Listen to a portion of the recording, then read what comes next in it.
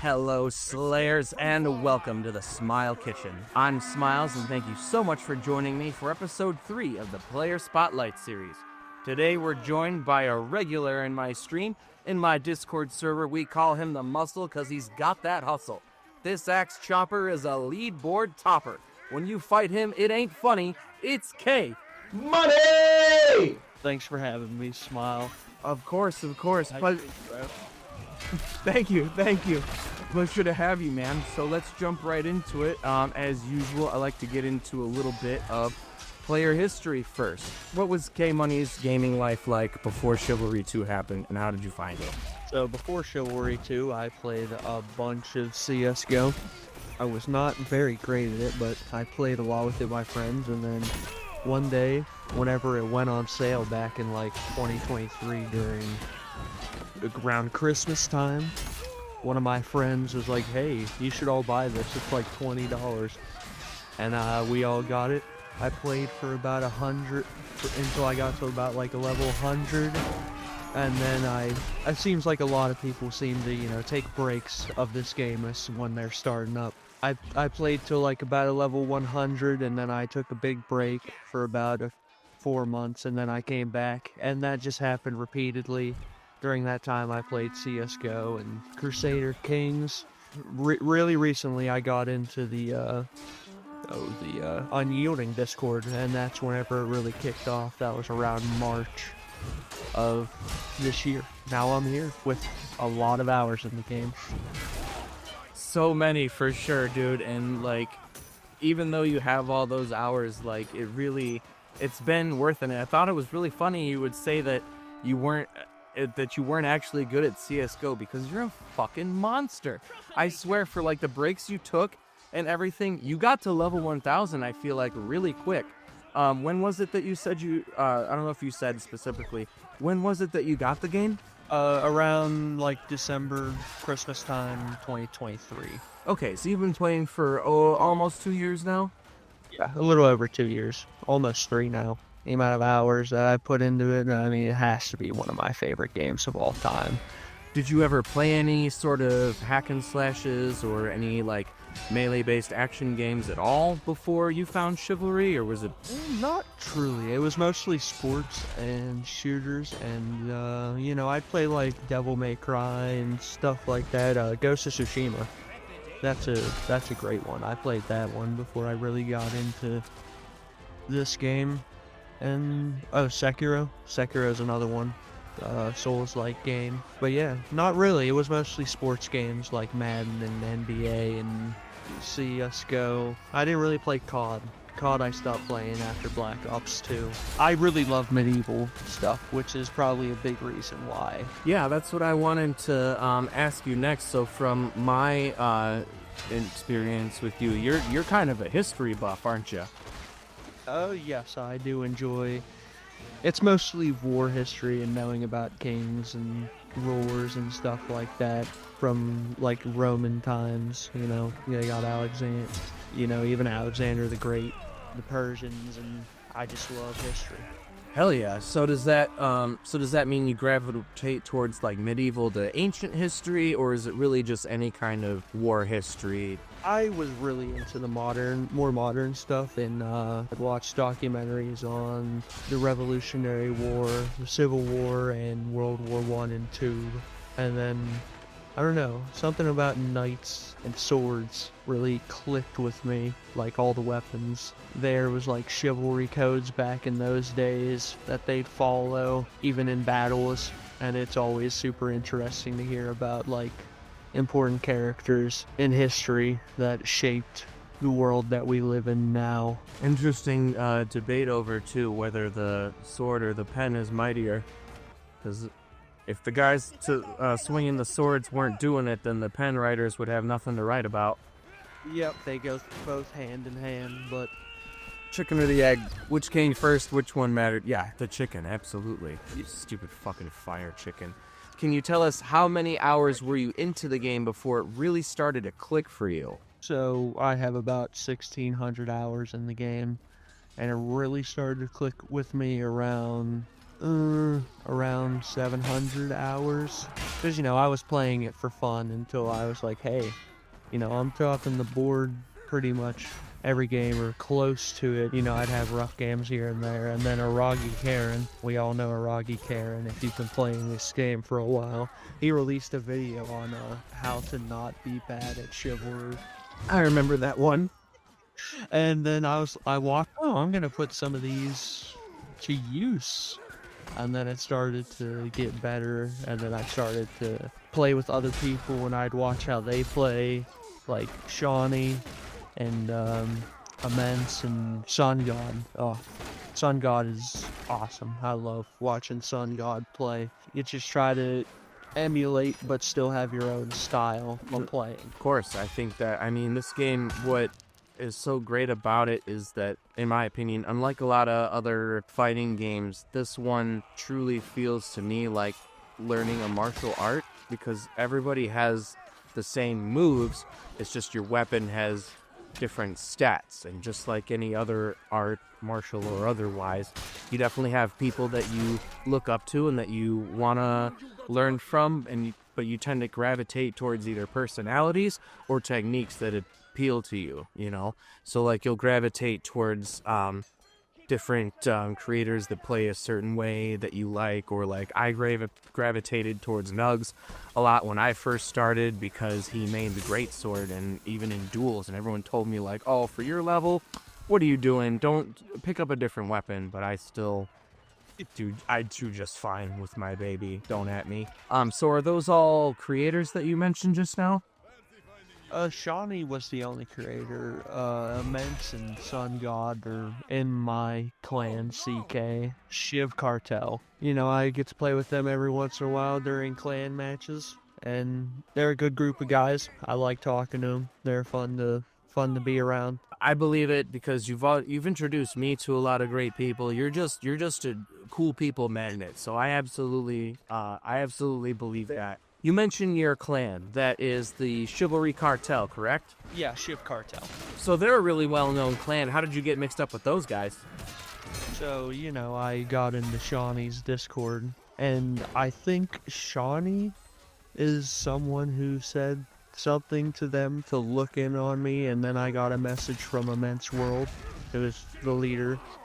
I mean, he said he retired, but he's still pretty much the leader of our group. Him and NJ.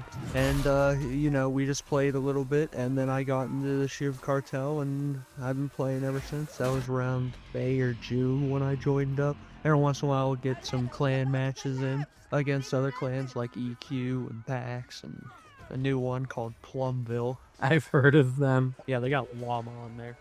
Oh, Llama's over there now? Llama and Ryan and No way. Diamonds. I don't know if you know him. I do. Not personally, but I know of him because, you know, Chiv Legends. I think that really speaks to your skill, though, with this game in such a short time, because, like, you weren't level 1000 then, right? Like, when was it about that you hit level 1000? Around the 900-hour mark, and I got into the clan at around level 850, so that was around the 800-hour mark. Yeah, so Shawnee did everybody a favor by connecting the dots there. He clearly saw the potential and wanted to put somebody on to what you're capable of on the goddamn battlefield. It speaks to your skill for sure in this game, that you were recruited that early on, and like you were already topping leaderboards, and like I'm sure getting bored before someone's like, do you want to get fucking sweaty though? Like, how hard do you want to sweat? Oh, I sweat pretty hard during this game. Oh, I know. We've got, there's definitely, if there's not VODs still up, there's definitely highlights of you doing well, and also doing well but still crashing out. I'm seeing this consistently with people that I've talked to, is that right around 500 to 700, usually closer to 700, is when it starts to click with people.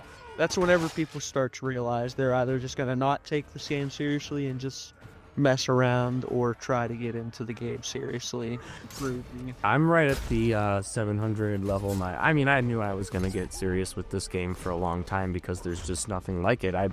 Like I said, I come from a action, like you mentioned, Devil May Cry. That was the game that changed my life. I was like, why can't I have a platformer and a fighting game in the same thing? And I felt like nobody really did it or nailed it until Devil May Cry. And if they did, I didn't see it. So CK, Chivalry Cartel, pretty big clan.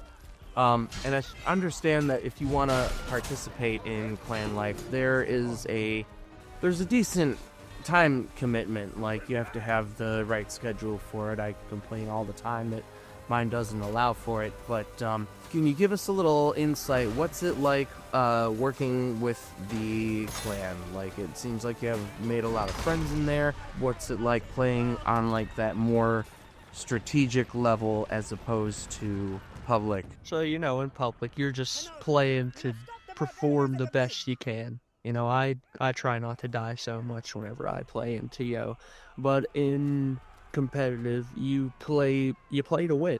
You get in there, you have a bunch of guys who are all talking and chatting and making call outs, and you're just trying to work as best as you can with them and move with the plans that they make, and try to make your own call-outs and try to come up with stuff as the game goes along to try and move the game forward, get the objectives done. You're not really playing for your KD or playing to absolutely go crazy and slaughter 100 people. You're just trying to move along with the team and try to get, if you're on defense, stop the offense as quickly as possible, or if you're on attack, try to get the objective done as quick as possible. So you'll like back up and have to regroup and then push at the same time and try to overpower the other team. And it's real different than you know, playing. We've all played pubs. Nobody's coordinated in pubs. Right. You're lucky they're around doing their own thing. Yeah, you're lucky if you have maybe one or two people on your team that know the strats and like know where to go and what to do. But for the most part, like, everyone has their own goal in pubs. And a lot of level 1000s that play in clans do not play to win in pub lobbies. They're just playing to play. Right, so that was a follow-up that I wanted to ask them, because like I was just saying, we all have our own goals and objectives when we are playing team objective and playing in pubs. Chivalry is a game that gives you a lot of numbers, but it's up to you to decide what they mean to you, because like even your level doesn't mean anything if you want to go into duels and just be a duelist, because you're gonna get absolutely dick for levels, but you're gonna be so good at 1v1s, not 1vx's. You're gonna understand the mechanisms better than TO players. Exactly. Got it. You're fighting that 1-on-1, but that only takes you so far in pubs. Because in pubs, you gotta get used to moving around. You can't just stay in the same spot. You can't just fight the same person forever. You take a hit, and then you go to somebody else, and then you might try to come back, or you might continue on to another person, finish that bloody opponent, come back and try to finish everyone off. And that's like what I do. Yeah. I try to keep moving. You don't want to get caught in some 1vx. So 1vx looks sick. If you're getting caught in them too much, you're just going to keep dying, unless if you're amazing at the game. Like some of these other players, like Karn and Sun God, they just rush in and fight multiple people, but they're great at that. Yeah, everyone's got their role when it comes to competitive clan matches versus like pubs. Is that so? Do you guys like assign roles, or is it pretty much you all just kind of understand each other enough at this point that you know what each other's gonna do? Because it sounds like they want to be pretty organized when it comes to competitive team objective. There's not really roles. You just pick what you're best at. So some people are really good at just fighting in the front lines, and other people are good at flanking. So people who are naturally good at flanking will just try to take the flanking position. I'm a flanker. I like to go around the sides and collapse in. Just do as much damage as you can and help your teammates finish off whoever is there. So do you approach public team objective lobbies the same way, or do you let yourself kind of go off the leash a little bit? Because I played with you a ton, and I can spot you. I never know reliably where to spot you. I feel like when it comes to pubs, you just you're surfing, man. You're just going with the flow, and in that situation, it seems like I think what I was trying to get at before is that everybody has their own goals, and I understand that when it's in pubs, everyone does their own thing. When it's in competitive, it's for the W. Like, KD does not matter. You need to win the match. Yes. You're just there to win. That's all that it is. So it sounds like you definitely play a lot smarter when it comes to competitive, and you know your role more as a flanker. But I was getting at before was that when it comes to pubs, you kind of let yourself off the leash. So is that like... It's just following the flow whenever you're in pubs. You go in, and if you keep killing people, you just keep moving. You just keep moving forward, and it doesn't really matter until you start dying, and then that's when I back off, because I like to stay alive. The longer you're alive, the longer you can kill, and that's what I want to do in pubs. So for you, back up 5 seconds to heal, then I'll do it, and then come back in and finish off somebody. So for you, pubs is all about kill maxing. Yes. I mean, the leaderboard speaks for itself. I didn't have to ask. That's why we're here. So when it comes to pubs, you like to go with the flow, but you also don't like it to die. So are you just at a point where you've played mindfully enough that you know when it's time to back off, or do you find yourself seeing red sometimes and you just come out of it being okay? Like, do you ever find yourself doing what Mence and Sun God do, where you just rush straight in when it comes to pubs? Or do you feel like you're just always practicing mindful play, but pubs let you go off the leash a little bit more? Definitely the second one. I definitely play way more mindful, but you can find yourself going off and just seeing red way more often, and it will catch you off sometimes. You'll get caught up in huge groups, and you just won't be able to survive. You've seen me. I'll have one kill streak. It goes straight to my head, and I run up to the front, and I don't always come out the other end, but I'm having fun. So we've gotten a good idea of your play style now, so what are some of your favorite weapons? I like to use a lot of different weapons, but the ones that I always seem to return to are the Messer, the Battle Axe, and the War Axe, and the Pole Axe. Lots of axe. You know, it's just like, whenever the Messer's not doing good and you realize there's a lot of people playing Knight, you switch to Battle Axe and you'll just start killing people because it does 93 damage on one heavy swing. Or you're playing defense and you want that reach, but you still want to do that damage. You play the War Axe, you'll just be cutting through people, you have that reach, and you can just play around the stuff, play around your teammates. War Axe is, I think, the most balanced weapon in the game. And then Pole Axe, you know, it's got that nice reach, and you can play a lot more passive, and it really helps if your team is not good, because you can play behind your teammate and just swing around them while they're fighting people. You can just kill the people they're fighting. It all just works to whatever is the strong suit. So you would say you're an axe man? Yes. You're an axe man, yes. Because it sounds like the only non-axe weapon you mentioned is the Messer, and personally, I'm a sword guy myself, but I'm very specifically a greatsword guy. Am I compensating? I'll leave that up to you guys. But that said, so I'll give a little bit of shit to like a handful of weapons, because I personally think I call them training wheels or floaties. And for me, like the Messer, I give it credit because it's a sword, but it's definitely in that handful. So for me, it's definitely Messer. Since we're talking, I wouldn't rank it top. I would say top 3 is Messer. It's not that bad. Good. All the animation jank you can pull. Oh, absolutely. The animation jank. You know what? I'm gonna move it up. Actually, that's number 2. Number 3 would be then the halberd. Depending on where you start in Chivalry, these are literally the first weapons you get in the game.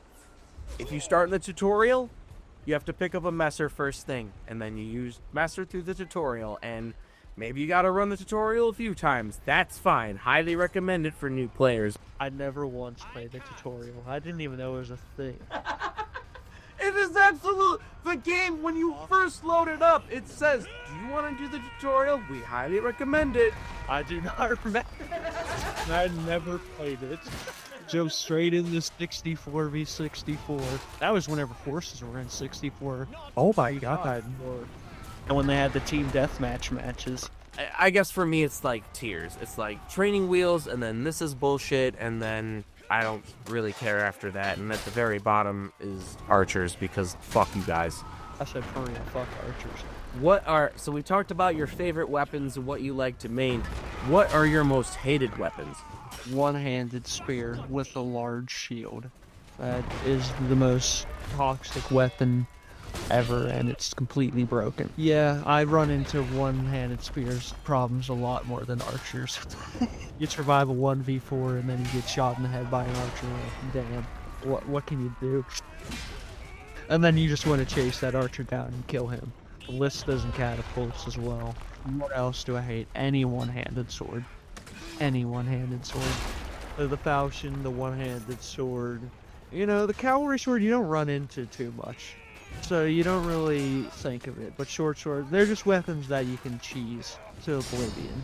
And just gamble everyone. If somebody does tries to play any type of, fancier way, feinting, any type of, manipulation with their weapon, you can just gamble with those one-handed swords, and you'll just hit them every time. Pretty much. And then sometimes you can hit them again before they can even block. War Club's also, I don't hate it, but that one's another cheese. You just, you're just gonna get free hits in all the time. You just gamble. They're just easy weapons. They're the cheese weapons. The mace, one-handed mace, one-handed, and the Morning Star are also, I consider, very cheese weapons. I don't use them. If I'm using one-handers, it's Warhammer or one-handed axe. Those are the only two one-handed weapons I use.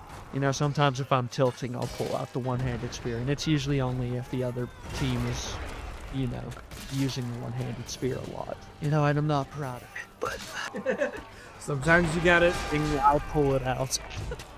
Sometimes you gotta fight cheese with cheese, man. I get it. That's how I got to almost level 2 with Archer. I'm disgraced to say it.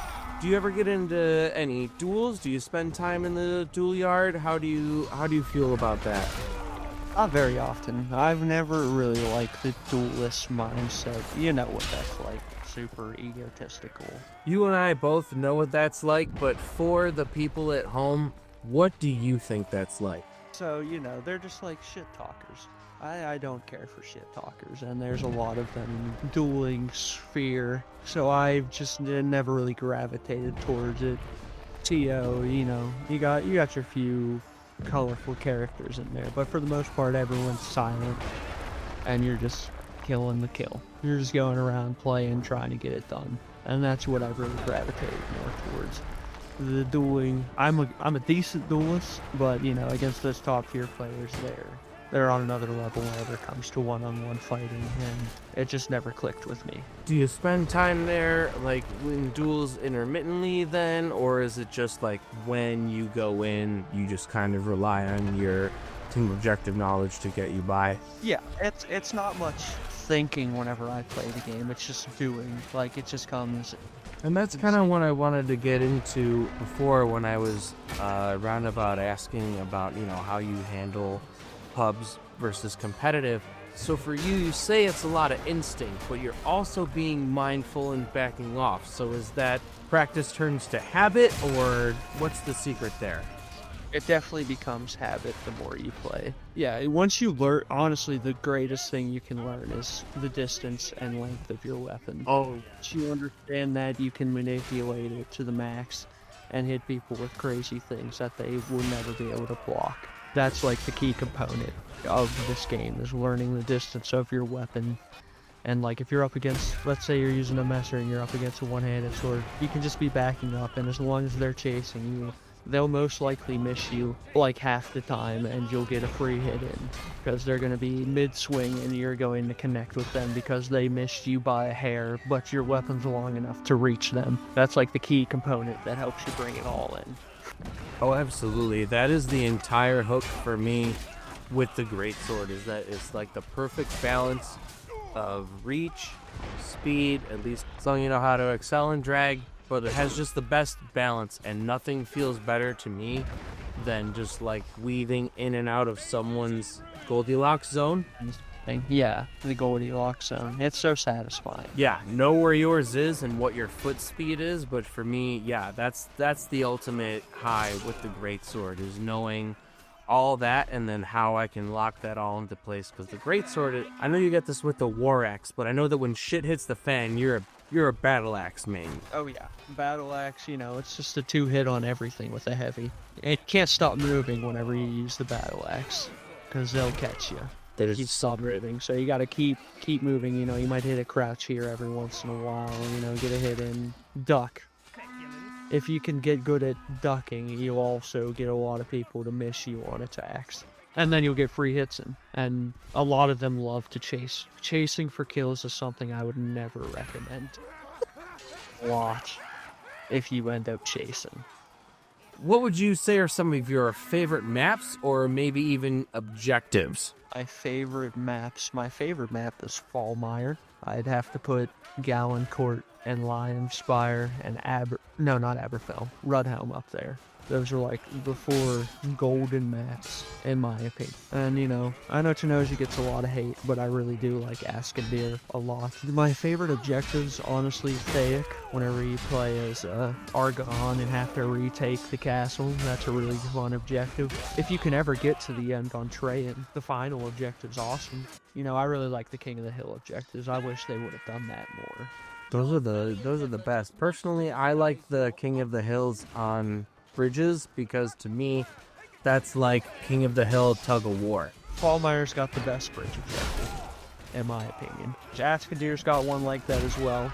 I also like that objective because you can go underneath the bridge, come up about. Flanking is really good on that map. I feel like the Askendir bridge is the heightened version of the Fallmire bridge, because if you think about it, the stairs go up higher, the bridge is narrower. 3 levels on it. It's high ones that go up and you can drop down, and then you got the underneath that you can come up from behind and get a good flank in. And that's what I'm saying, is that the Fallmire one, there's less entry points. Like the distance between the bridge and under the bridge is so much greater, and rather than having staircases going up, you have ladders, which super sucks. You have like the different traps and like slightly heightened platforms on the bridge, but it's not enough to be like, this is another level. Jinx. So you said the 4 golden maps were Fallmire, Rudhelm, Gallon Court, and Lion Spire. And if you had to give a 5th, you'd say Askendir? I'd probably have to say Askendir. I know I might get a lot of flack for that, but I love that map. Since Bridgetown release, it's grown on me as well. I definitely like it a lot more than some of those, you know, like Train. I definitely like it more than Coxwell. Bridgetown is probably my favorite Tenosian map, just because of tossing the nobles at the end. That's just enough. What is it that keeps you coming back to Chivalry 2? People. I've made a lot of good friends on this game that, I've even added to my own personal Discord because I think that they're awesome. You know, the fighting is awesome. You know, learning new things and putting things together, because there's so many things you can do while fighting in the game, and it feels so good whenever you put it all together. Those are like the 2 big things, friends and the weapons. Are there any particular memories that you have from Chivalry 2 that stick out in your mind? Whenever I first got into the clan, that was awesome. It was really nice to be recognized by people who play the game and have been playing it for a while. Meeting people were always great memories. Playing on streams with you were fun. Meeting Logic and all that. We appreciate that, bro, and it's always a pleasure to have you. Always welcome on the streams. You've introduced me to nothing but cool people. You're always chill to have, so I definitely appreciate that, and you for sure. What advice would you give for new players to the game? Learn the weapons. Try your best not to hit your teammates. You're not always going to succeed. Learn how to feint.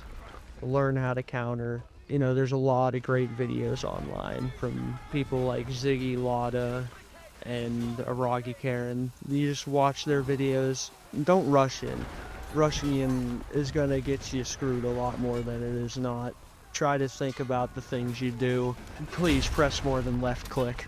But yeah, try to pick a few weapons that you're good with and try to learn them to the best of your ability. And once you start learning those weapons, it makes it a lot easier to learn the other weapons.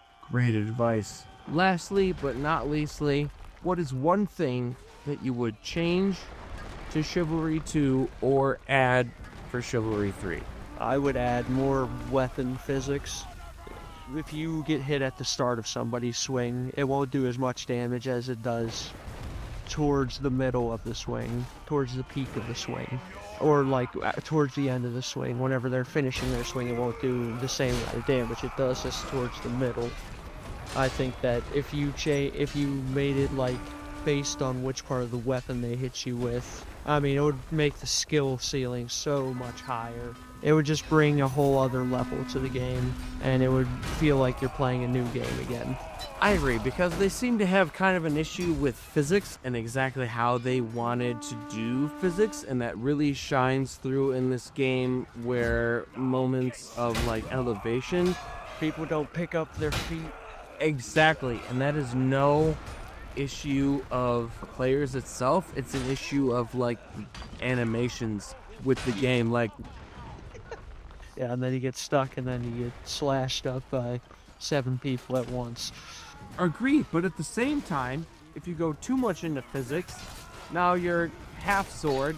Well, thank you so much, Game Money, for joining me for this. It has been an absolute honor and a pleasure to have you in this interview, just as it is an honor and a pleasure to have you in my stream. So thank you again so much, dude. I hope you're doing good, and I hope you have a great time. Thanks, man. You too. It's always a good time to get to talking with you, and always love playing with you. Love playing with you too, man. Take care. Thank you so much for watching. If you made it this far, please like and subscribe so you don't lose me in the algorithm. Check out my stream on Twitch. On screen now is my last player spotlight video with Massive Eggplant and another video you might enjoy. But until the next one, I've been Smiles, and the kitchen is closed.